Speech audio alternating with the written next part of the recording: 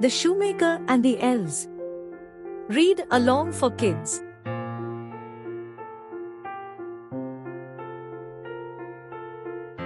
Mom I Know series by Navneet.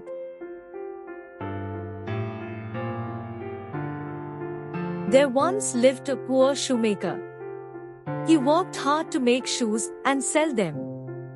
But one day, he was left with only one piece of leather. The shoemaker left the leather on his work table that night. But the next morning, when he came back to make a pair of shoes, he was surprised. There, already on the table, stood a pair of the most beautiful shoes. The shoemaker wondered how the shoes had got made on their own. That very day, a rich gentleman came to the shoemaker. He liked the shoes so much that he gladly paid the shoemaker double the money for them. The shoemaker now bought 2 pieces of leather. He placed them on his work table at night, once again. The next morning, there stood 2 pairs of beautiful shoes on the table.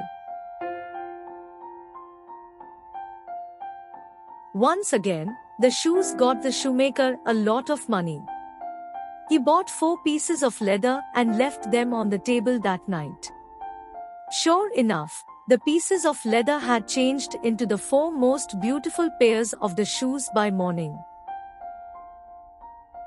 This went on for many days, and the shoemaker's fortunes kept growing. His wife and he wondered who had been helping them. One night, the shoemaker and his wife hid in a corner of the room. Just after midnight, they saw 2 little elves tiptoe into the room through the window. They were dressed in old shabby clothes. The elves hopped onto the table and started making shoes, one pair after another. Once the shoes were ready, the elves jumped out of the window and ran away. The shoemaker and his wife wanted to thank the elves for all their help. And so, the shoemaker made 2 pairs of tiny shoes, and his wife made some pretty clothes for the 2 elves. That night, when the elves came into the room, they found the new shoes and clothes on the table. The elves were delighted. They wore their new shoes and clothes, and danced and sang all night. Just before sunrise, the elves hopped out of the window and ran away. The shoemaker and his wife looked at each other and smiled. The shoemaker's shoes were now famous all over the town. He kept making many more pairs of beautiful shoes.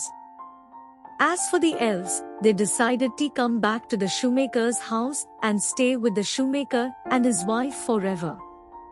Well, they just wanted to make sure they lived happily ever after.